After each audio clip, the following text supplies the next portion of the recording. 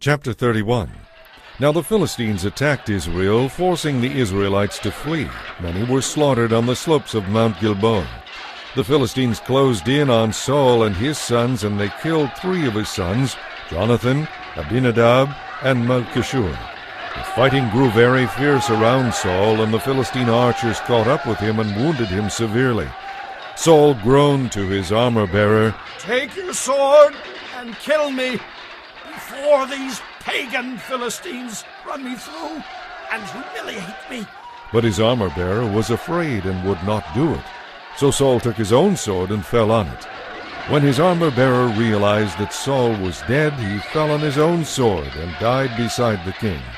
So Saul, 3 of his sons, his armor-bearer, and his troops all died together that same day.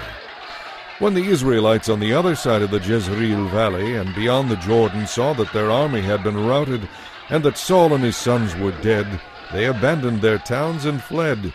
So the Philistines moved in and occupied their towns. The next day, when the Philistines went out to strip the dead, they found the bodies of Saul and his 3 sons on Mount Gilboa. So they cut off Saul's head and stripped off his armor.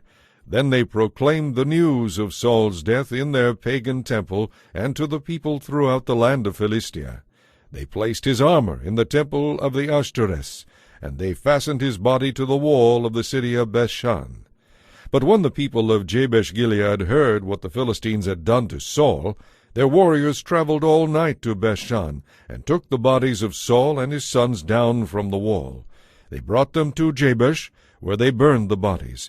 Then they took their remains and buried them beneath the tamarisk tree at Jabesh, and they fasted for 7 days.